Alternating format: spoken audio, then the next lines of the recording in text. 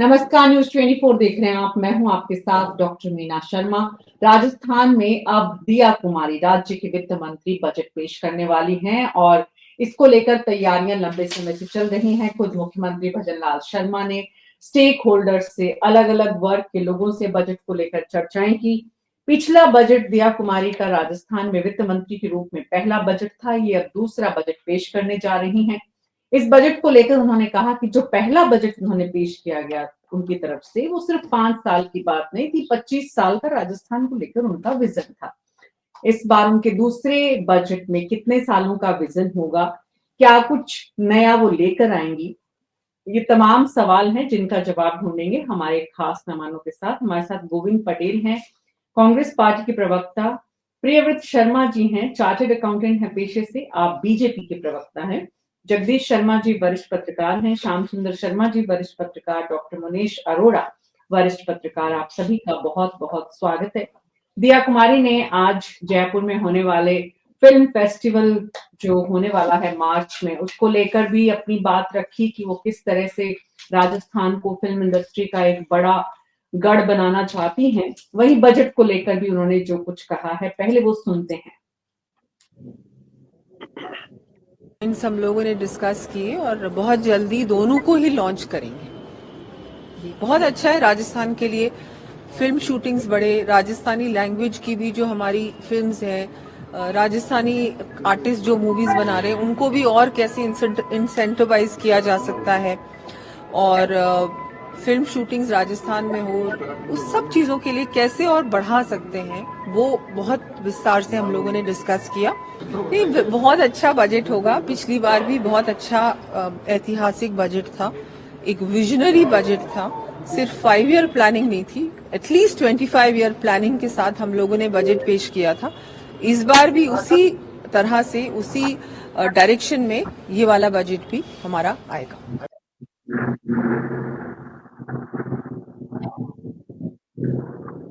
तो दिया कुमारी को सुना हमने और शुरुआत गोविंद पटेल जी से करते हैं। बीजेपी कांग्रेस के प्रवक्ता है, बजट में क्या कुछ इस बार होना चाहिए? विपक्ष कुछ सोचता है, विपक्ष की कुछ तैयारी है, विपक्ष जनता का जरूरतों को समझते हुए सरकार से कोई मांग करता है कि इस बजट में सुझाव देता है कि इस बजट में क्या कुछ होना चाहिए? गोविंद पटेल जी। मीना जी, बजट को लेकर बात ऐसी है कि ये दूसरा बजट भजनलाल सरकार है वो पेश करने जा रही है।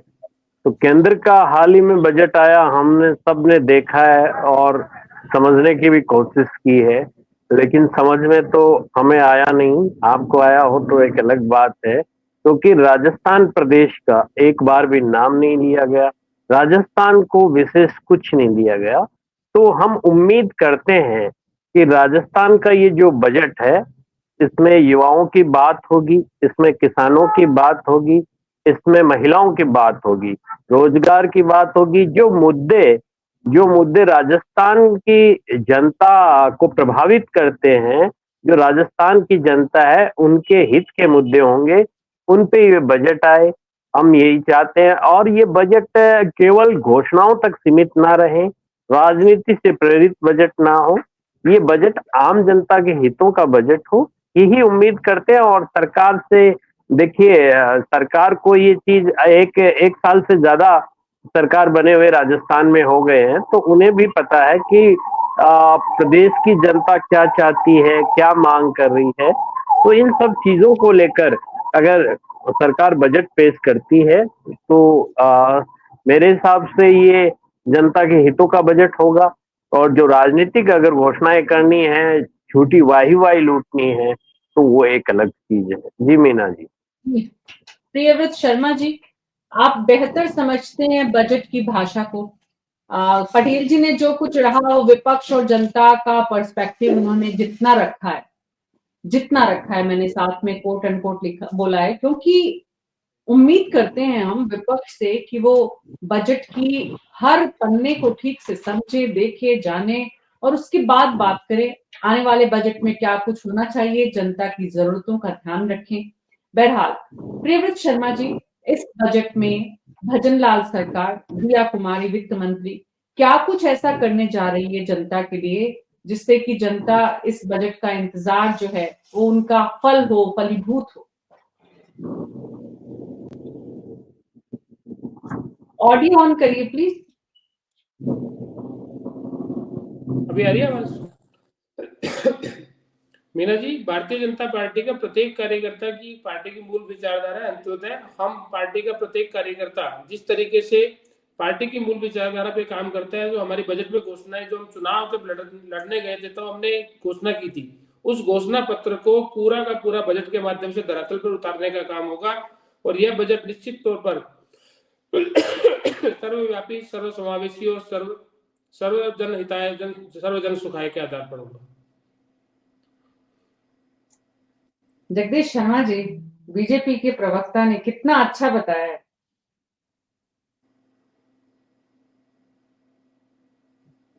ऑडियो ऑन करिए सर। अभी मैं तो ये समझ नहीं पाया कि बजट पे बोल रहे थे या पार्टी के। इनको ये पूछो ना कि समस्याएं क्या हैं बजट की।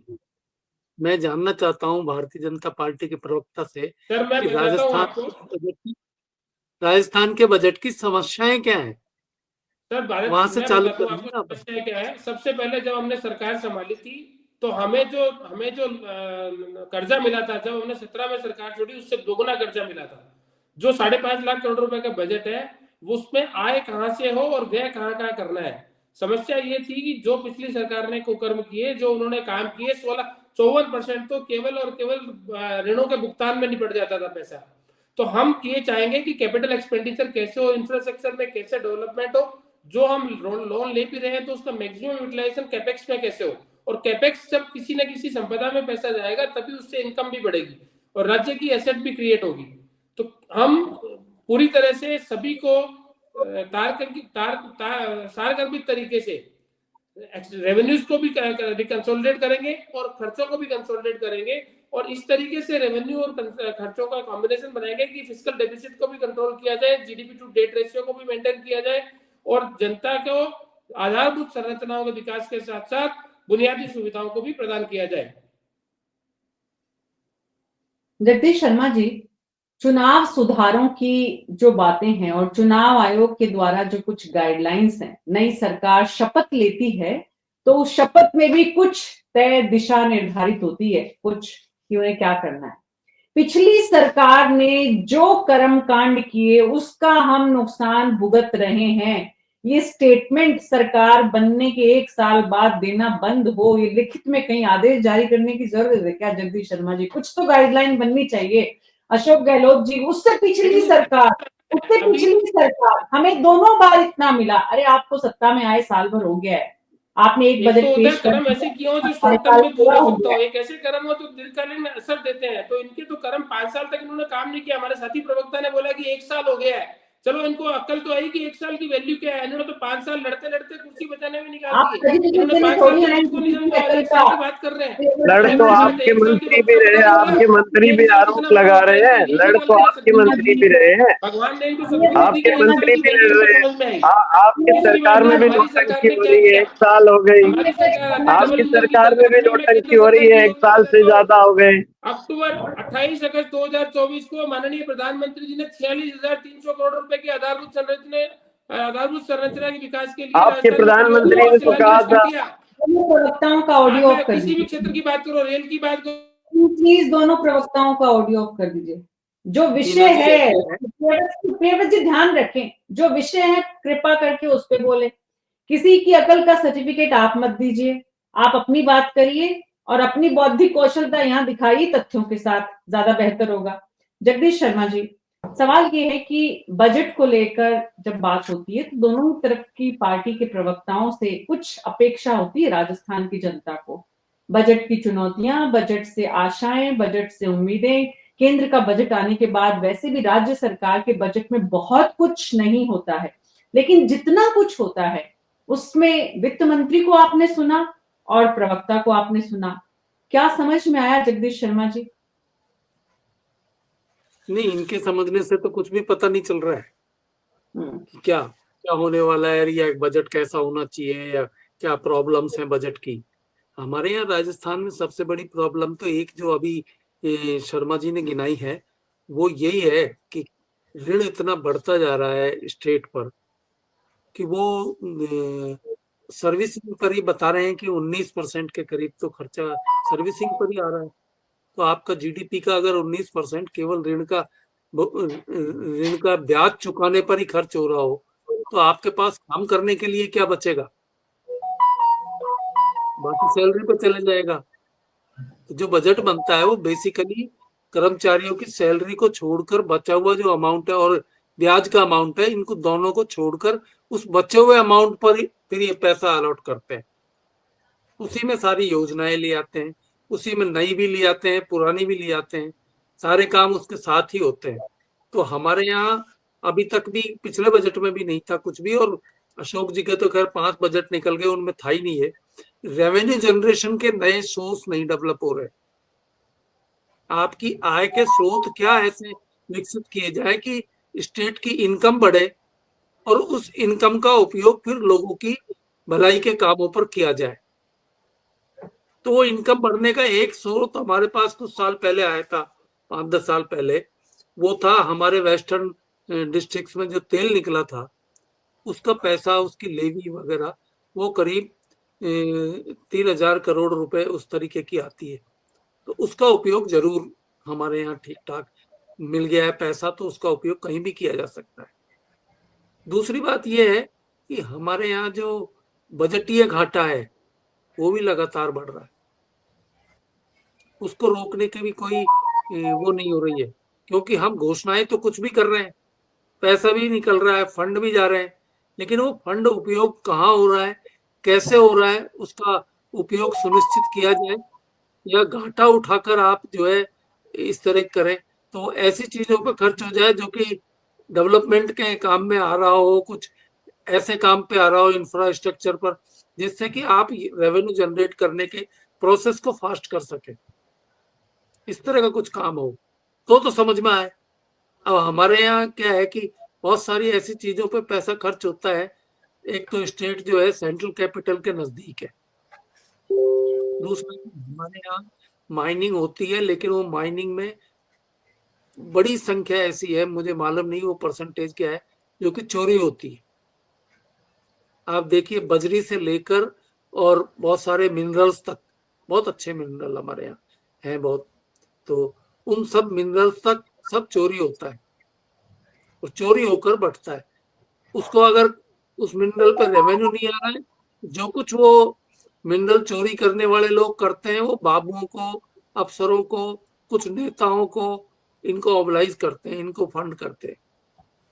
स्टेट की तो कमाई है नहीं, वो स्टेट के पास आ भी नहीं रहा है। तो ये जो लीकेज इस तरीके की है, ये बहुत सारी चीजों में है, मैं अभी बात करूंगा तो, कि ये इस तरह की जो लीकेज है, इस लीकेज को रोक लें तो ही हम हजारों करोड़ रुपया प्राप्त कर सकते हैं, रेवेन्यू में बढ़ोतरी हो सकती है।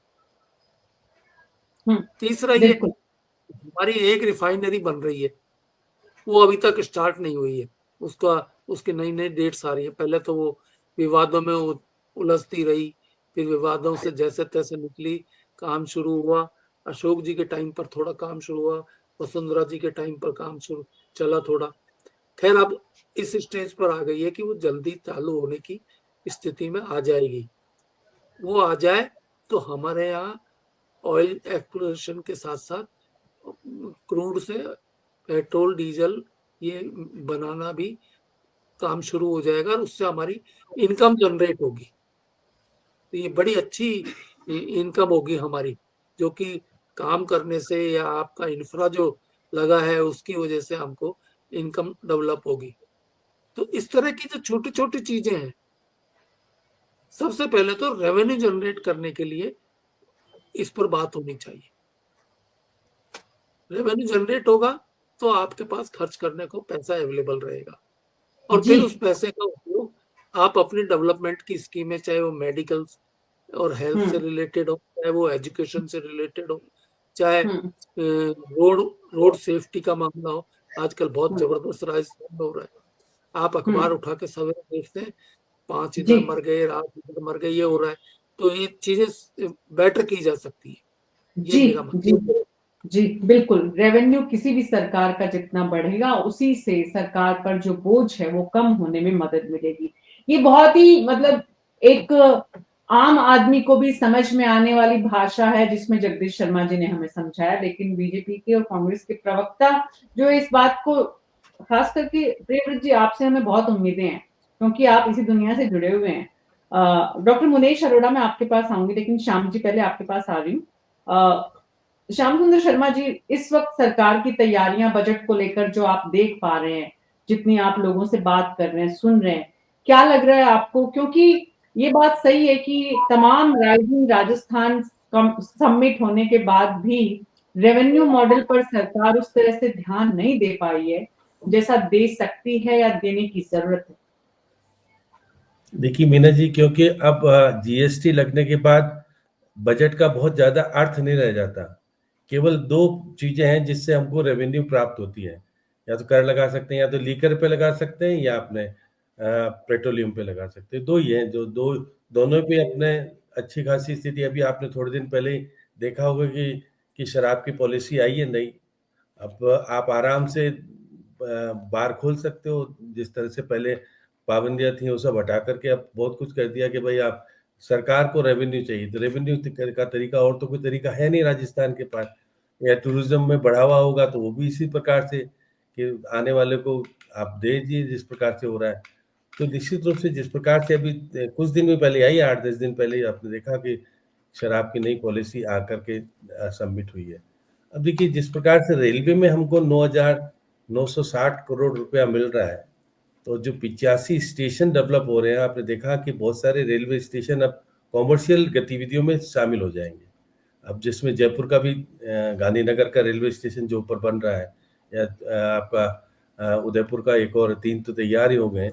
तो वो दिखेगा, एक अलग तरह की स्थितियां करेगा कि आपके होटल्स में वहां पर बहुत सारी चीजें, वहाँ सिनेमा घर भी होगा, होटल भी होगी, और बहुत सारी चीजें ऐसी होगी कि आप वहां पे जाएंगे तो आपको अब एयरपोर्ट भूल जाएंगे। रेलवे स्टेशन में एक अलग तरह का व्यापारिक गतिविधियों का एक केंद्र बन रहा है। तो निश्चित रूप से हमारे, क्योंकि रेल मंत्री भी जोधपुर से आते हैं, भले ही हमारे यहाँ से राज्यसभा के सदस्य, लेकिन वो ध्यान रखते हैं राजस्थान का। तो अभी उन्होंने जो इस तरह से कहा है कि भाई हम, और एक एक बहुत बड़ी बात ये हो रही है कि राजस्थान में प्राकृतिक खेती के ऊपर बहुत ज्यादा ध्यान देने की बात आ रही है। और उसमें निश्चित तौर पर जिस प्रकार से हर किसान को अनुदान देने की बात चल रही है, जिसमें कि 1,584 करोड़ रुपए का रखा भी है। जिस प्रकार से भी आप देखेंगे कि मुख्यमंत्री जी जब, वो क्या वित्त मंत्री जी जब घोषणा करेंगी, तो एक किसानों का क्राइटेरिया उनके सामने रहेगा। महिलाओं को पहले, अब देखिए केंद्र ने जब कह दिया कि भाई हम जो पहली बार उद्यमी बनेगी महिला, हम उसको छूट देंगे 2 करोड़ तक का, वो जिस तरह का नया लाए, तो निश्चित रूप से महिलाओं के ऊपर केंद्रित होगा। लघु उद्योग हमारे यहाँ की स्थिति बड़ी दयनीय है, उसको सुधारने के लिए अगर कोई छूट दी जाती है तो निश्चित रूप से हमारे राजस्थान में कुछ है। और जैसे जगदीश जी भी कह रहे थे कि रिफाइनरी अब करीब करीब कह रहे हैं कि मार्च में या अप्रैल में जब भी शुरू होगी, तो निश्चित रूप से जो आसपास के इलाके में पेट्रोलियम से निकलने वाले जो प्लास्टिक उद्योग, बाकी से के बाकी उद्योग सारे तैयार होकर के शुरू होने थे। इस पॉलिसी में शायद मेरे को लगता है कि बजट में लाएंगे कि भाई हम इस तरह जी, के स्थितियां वहां करेंगे, जिससे कि राजस्थान के लोगों को रोजगार भी मिलेगा और आय भी बढ़ेगी। और कोई साधन नहीं है। पहले देखिएगा कि हमारे राजस्थान में तो पेट्रोलियम की रॉयल्टी मिलती थी तो निहाल हो गए थे। अशोक जी के टाइम में शुरू हुई थी, 5,000 करोड़ तक को उसकी रॉयल्टी मिलने लग गई थी। अब वो कितनी रॉयल्टी कम हो गई, अब फिर वापस से बढ़ने की संभावना है। तो निश्चित रूप से जो हमारा तेल निकल रहा है उससे हमको फायदा तो होने वाला है। उस इलाके में सारे की सारी जो स्थितियां करने वाले हैं। अब देखिएगा जिस तरह से अभी बार बार कह रहे हैं अन्नदाता, अन्नदाता की बात तो आई गई ये कि अन्नदाता को किस प्रकार से वो देंगे, 4 हेक्टेयर जमीन जिसकी होगी उसको लाभ मिलने वाला है। और एक अलग से चीज होगी जहां पर सब्जी होगी या फसल उगा सकेंगे किसान। जी, जी, जी, वो प्राकृतिक, मतलब उसके अंदर यूरिया वूरिया की नहीं, बाकी वो अलग तरह से चीजें करने की बातचीत आ रही है निकल के। तो उससे नहीं, और हमारा जो राजकोषीय घाटा बढ़ रहा हुँ, है वो बहुत चिंता का विषय है। जिस प्रकार से केंद्र ने भी कहा है, अब उस राजकोषीय घाटे को दिखाने के लिए हम लोन लेकर के उसकी पूर्ति करते हैं। लोन हुँ, लेंगे तो हम लोन लेंगे तो हमारे पास, जैसे अभी बता रहे थे कि हमारे यहाँ 6 लाख करोड़ का हमारे पास ऋण है, जिसको चुकाने हुँ, के लिए, ब्याज चुकाने के लिए भी हमको ऋण लेना पड़ जाता है कई बार। और अभी आपने देख बैंक ऑफ बड़ौदा और बैंक ऑफ महाराष्ट्र से जिस प्रकार से लोनिंग के लिए अपन ने किया है कि भाई इतना इतना सब कुछ लेंगे, लोन लेना तो इजी है, उसकी परिसंपत्ति कैसे बने, किस प्रकार से उपयोग हो, इसके ऊपर अगर ध्यान दिया जाएगा तो। और 35 लाख करोड़ के हमने एमओयू कर दिया। अभी मुख्यमंत्री जी 2 दिन पहले कह रहे थे कि 1200 करोड़ की जो एमओयू है उसको धरातल पे कैसे उतारा जाए। अच्छी बात है, कुछ चीजें अगर नई चीज आती है सड़क जी जी, जब राजस्थान हुआ था श्याम जी, तो यही कहा गया था कि ये पहले साल में इसीलिए किया गया है ताकि राज्य में पैसा आए बाहर से और देश के दूसरे प्रदेशों से भी। सवाल ये डॉक्टर मुनेश अरोड़ा कि अब जब पूरी तरह से प्रदेश की निगाहें बजट पर हैं, तो सरकार को क्या कुछ ऐसा करना चाहिए जिससे कि राजस्थान की जनता के लिए ये बजट एक अच्छे बजट के रूप में सामने आए? मीना जी, राजस्थान के लोगों के लिए एक अच्छा बजट सामने आया है। इसके लिए मुख्यमंत्री भजन लाल जी ने प्रयास शुरू कर दिए थे बहुत पहले ही। उन्होंने जनता के विभिन्न वर्गों से बात की, किसानों से बात की, कर्मचारियों से बात की, महिला संगठनों से बात की, उद्यमियों से बात की, एसएमएसएमई के लोगों से बात की, उनकी समस्याओं को डाला, माइंस एंड मिनरल्स वाले लोगों को से बात की। मीना जी, सवाल ये नहीं कि बात हो रही है या बजट कैसा आएगा। मीना जी, बात यह है कि ये देश की जनता, चाहे वो कश्मीर की हो, चाहे कन्याकुमारी की हो, चाहे दिल्ली हो, चाहे राजस्थान, वो एक सुविधा सरकार से चाहती है। मगर सरकार के बजट पर फ्री की रेवड़ियों ने जिस तरह से भार डाला है, और एक ही सरकार के सामने दो तरह की स्थितियां पैदा कर दी है। दिल्ली की सरकार के अंदर अभी भारतीय जनता पार्टी जीती है तो ये कह के जीती है कि हम 2500 रुपये महिलाओं को देंगे, हम फ्री बस यात्रा देंगे, केजरीवाल सरकार जो कुछ देती रही हम सब देंगे, पुजारियों को देंगे। क्या राजस्थान में भी उन लोगों को मिलेगा? क्योंकि भारतीय जनता पार्टी तो वहां भी है और यहाँ भी है। यहाँ की जनता को क्यों नहीं मिले वो सुविधाएं? मगर दूसरी तरफ मीना जी, हाई कोर्ट ने फटकार लगा दी है। अभी कल ही की बात है, हाई कोर्ट ने कहा है कि ये फ्री की रेवड़ियों से कब तक आप बजट को स्थित कराओगे, किस तरह से हालात पैदा कर रहे हैं, कब तक ये जनता के ऊपर आप इस तरह का उनके उनके डेवलपमेंट पे बात करो, उनके इस तरह से फ्री की रेवड़ियों या इस तरह से जब फ्री की योजनाओं से आप कब तक उनको चलाते रहोगे?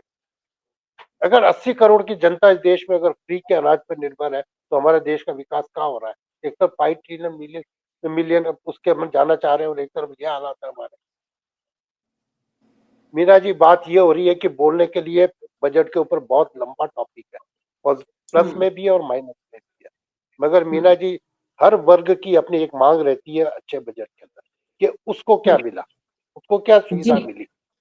जैसे महिलाओं को उम्मीद है कि उनका जो रसोई का खर्च है वो कैसे कम। हर महिला चाहती है कि जो महंगाई की मार से वो बुरी तरह से त्रस्त हो गई है उसको कैसे राहत मिले। एक स्वार्थ की बात मैं अपनी भी कर लेता हूँ, पत्रकारों को भी उम्मीद है कि उनके भी पेंशन को 25,000 रुपये किया जाए, 15,000 रुपये देने अधिस्वीकृत पत्रकारों को, उनको भी वरिष्ठ नागरिकों के अंदर यात्रा में जाने की सुविधा दी जाए। आपके जो स्कूल कॉलेज खाली पड़े हुए हैं उनके अंदर टीचर्स की डिमांड है, वो पूरे के पूरे खाली पड़े हुए हैं। अगर अच्छे टीचर्स नहीं होंगे तो स्कूल कैसे चलेंगे, कॉलेजेस कैसे चलेंगे? नाम के लिए आपने 300 कॉलेज बढ़ा दिए, वो कर दिए और उसके लिए टीचर्स हो। इसके अलावा मीना जी, पर्यटन विकास हो। राजस्थान एक पर्यटन की धरती है, चाहे जैसलमेर चले जाओ, चाहे जयपुर चले जाओ, जोधपुर चले जाओ, उदयपुर चले जाओ, बांसवाड़ा चले जाओ, भरतपुर जाओ, केला रणथंभौर चले जाओ, कहीं भी चले जाओ, राजस्थान में चारों तरफ पर्यटन। पर्यटन विकास के लिए किस प्रकार का बजट चाहिए, उद्यमियों को किस तरह की राहत चाहिए, होटल इंडस्ट्री को किस तरह की राहत चाहिए, क्या वो सरकार देने को तैयार हो रही है या मानसिक रूप से वो हो रही है? कर्मचारी सरकार से परेशान चल रहा है, मंत्रालय कर्मचारी हो चाहे और कर्मचारी हो, 8वां वेतन आयोग आने वाला है, इससे उल्टा और बोझ बढ़ेगा सरकार पे आगे टाइम में। 8वां वेतन आयोग तो नेचुरली हालत बहुत ज्यादा खराब हो गई इसके बाद।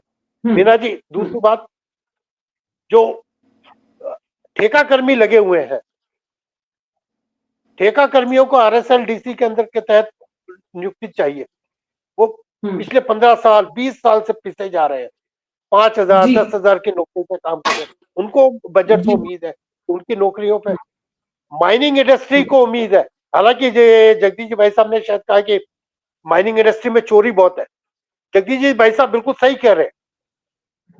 जिस तरह की चोरी माइनिंग इंडस्ट्री में हो रही है और जिस तरह का लीकेज है, उसको कंट्रोल करके रेवेन्यू बढ़ाई जा सकती है, मगर अधिकारी क्यों नहीं सपोर्ट कर रहे सरकार को? आपका पूरा का पूरा ट्रक यहाँ से गुजरात जा रहा है, मोरबी जा रहा है। सरकार का रूल है 8 टन से ज्यादा माल नहीं जाएगा। 20-20 टन के टेम्पर जा रहे हैं यहाँ से। उस लीकेज को रोकने के लिए क्या करें? जब सरकार की मंशा ही नहीं है रोकने की, तो आप और मैं कितनी भी बहस करें उससे क्या फायदा मिलने वाला है? क्या अल्टीमेटली करना तो अधिकारियों को है ना, मंशा की जेबें खोल के बैठे हुए। मंशा की बात की आपने डॉक्टर मुनीश अरोड़ा।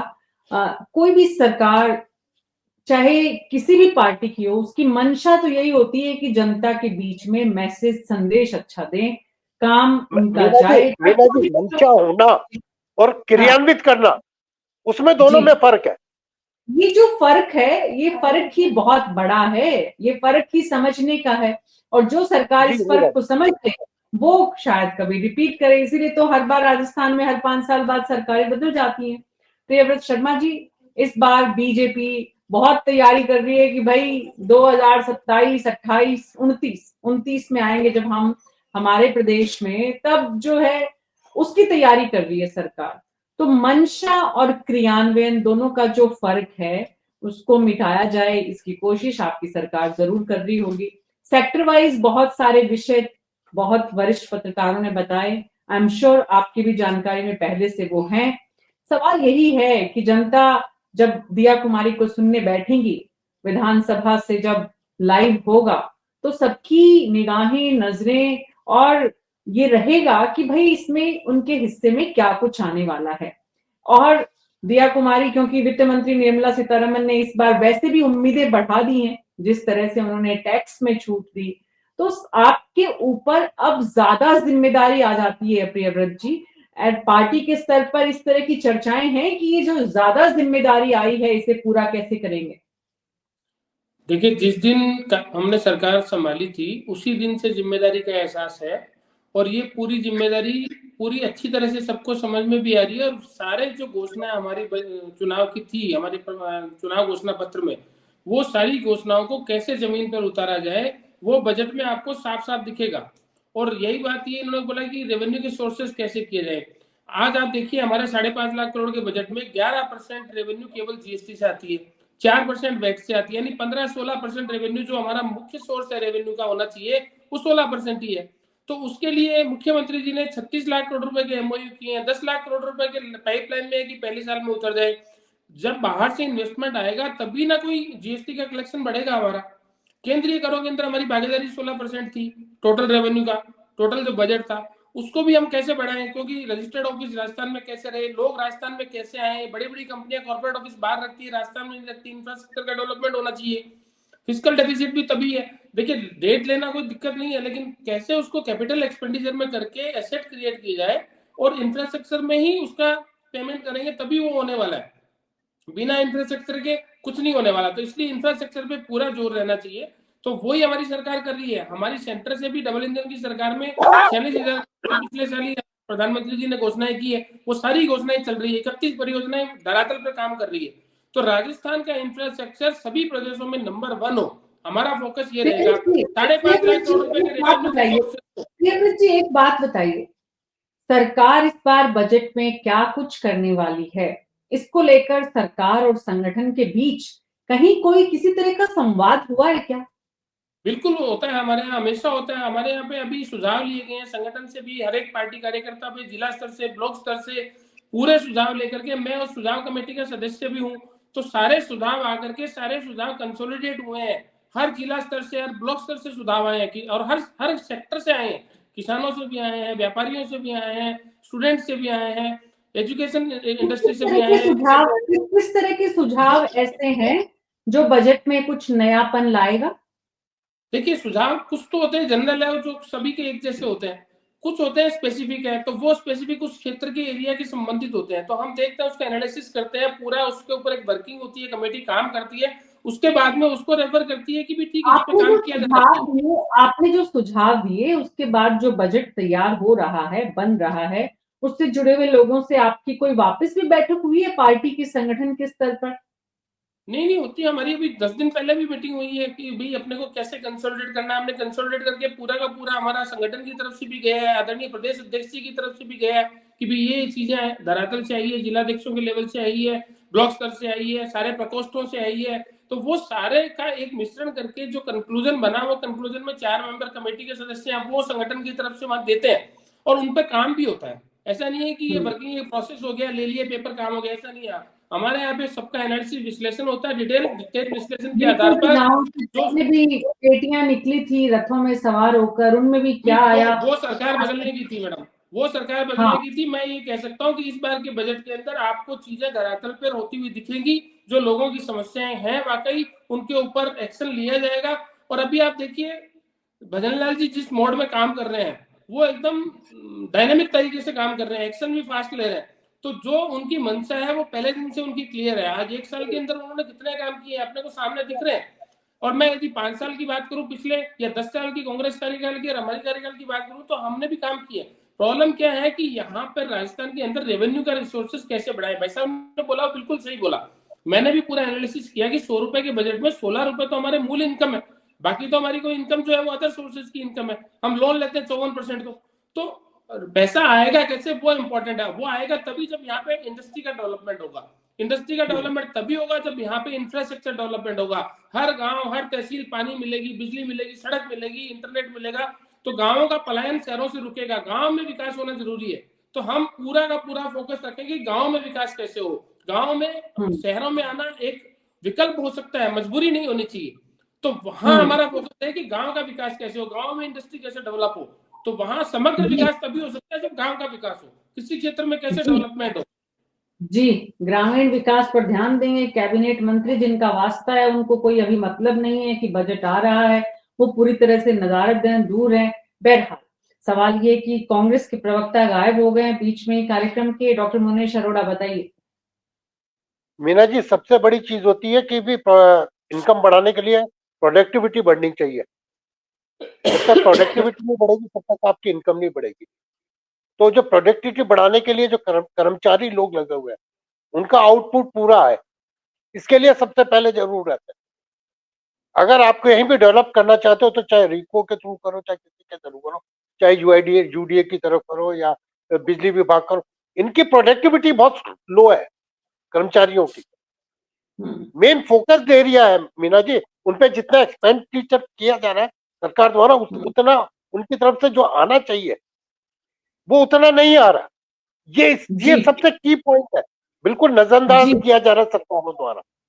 कोई ध्यान ही नहीं है इसको, कोई फोकस ही नहीं है कि कर्मचारी की प्रोडक्टिविटी क्या आ रही है। हर सरकार में, हर प्रदेश में जगदीश शर्मा जी, कुछ जो है वो नजरें होती हैं, कुछ सलाहकार होते हैं, कुछ वरिष्ठ लोगों का थिंक टैंक होता है। इस वक्त राजस्थान में आप उस थिंक टैंक की स्थिति को, विपक्ष को और सरकार को, खुद को, सरकार के सलाहकारों को, इस वक्त आप राजस्थान की जो स्थिति है उसके लिए कोई बहुत अच्छी, मतलब कोई बहुत ही अच्छी डेफिनेशन बताइए, क्योंकि ऐसा लगता है कि कहीं ना कहीं एक कमी है, चूक है, जो सरकार को आगे बढ़ाने में, या एक एक एक विजन, एक रास्ता, एक स्पष्टता, कहीं ना कहीं एक स्पष्टता की कमी महसूस होती है जगदीश शर्मा जी।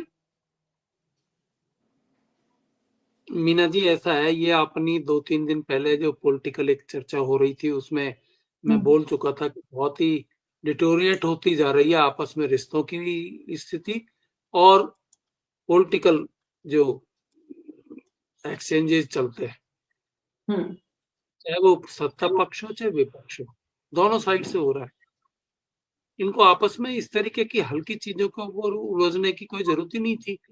जो आप एनर्जी कहाँ जाया कर रहे हैं, बजाय राजस्थान का बजट बन रहा है उसमें कुछ प्रोडक्टिव कंट्रीब्यूट करें आप, उसके बजाय एक दूसरे के ऊपर लांछन लगा रहे, मैं उसको ऐसा कर दूंगा और वो मेरे को ऐसा कर देगा, नहीं ऐसा नहीं होने देंगे।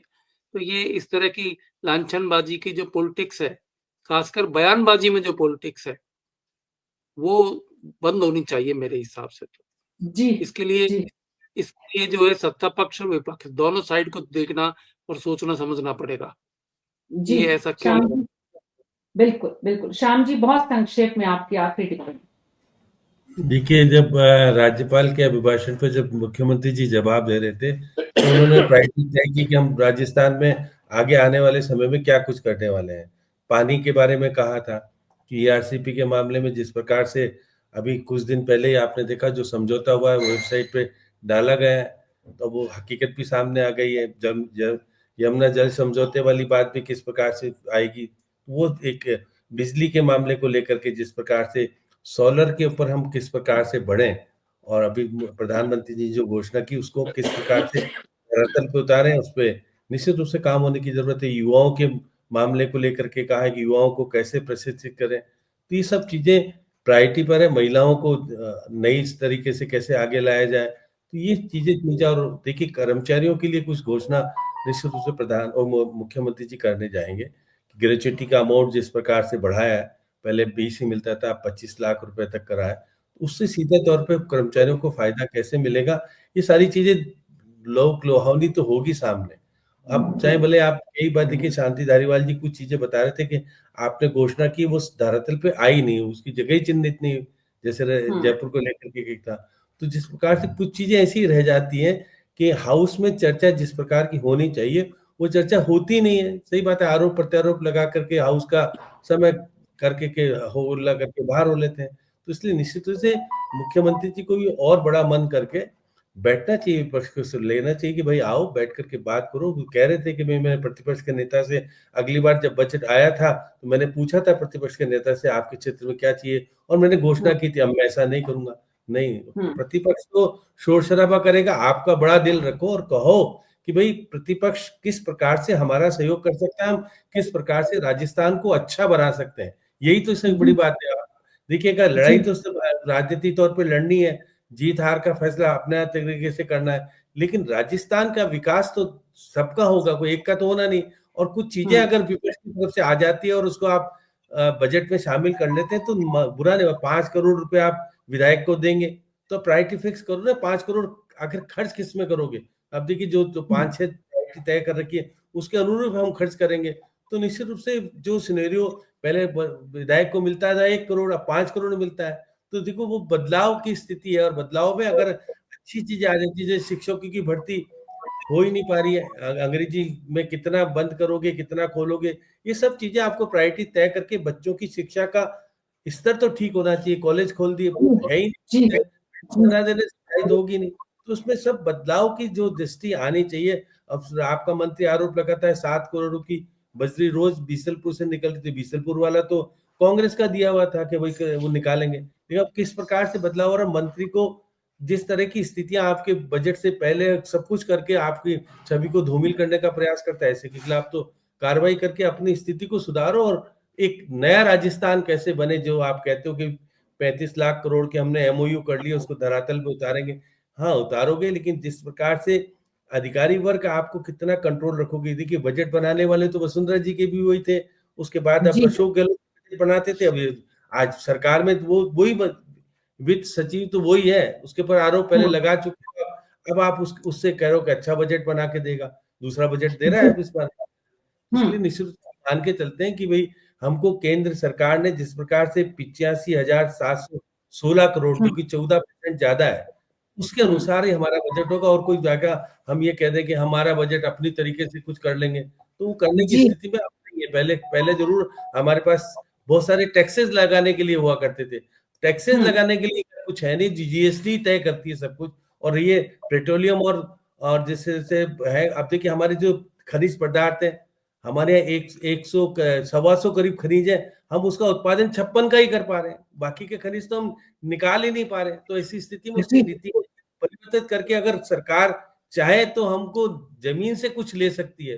बाकी देखिए जमीन अगर आप बजट तय करोगे तो फिर आपका तो फिर कुछ भी नहीं रहेगा, फिर कंगाल हो जाओगे। इसलिए जी, निश्चित रूप बहुत बहुत से शुक्रिया, बहुत बहुत शुक्रिया आप सबका इस चर्चा में शामिल होने के लिए। तो कुल मिलाकर जो बात समझ में आ रही है वो ये कि सरकार एक ऐसा बजट पेश करे जिसमें सभी वर्गों की, खास करके उन वर्गों की जहां प्राथमिकता से जरूरत तय करने की है। माइनिंग सेक्टर हो, चाहे हेल्थ सेक्टर हो, चाहे एजुकेशन हो, जो बुनियाद है इस प्रदेश को मजबूत करने की, युवाओं को आगे ले जाने की, सरकार उस पर ध्यान दे। और सबसे इम्पोर्टेंट बात कि सरकार अपना जो बजट रेवेन्यू है उसको कैसे बढ़ाए, उस पर सबसे ज्यादा ध्यान देने की जरूरत है। इस बजट में कुछ ऐसा जरूर करे सरकार जिससे रेवेन्यू बढ़ाए और कर्ज जो है वो कम हो, क्योंकि वो लगातार ही बढ़ रहा है। पिछली सरकार ने हमें इतना कर्ज दिया था, इस बात को बार बार कहते हुए सरकार अब रेवेन्यू नहीं बढ़ाने के तर्कों को से बच नहीं सकती है। न्यूज़ 24 पर अभी मेरे साथ इतना ही। नमस्कार।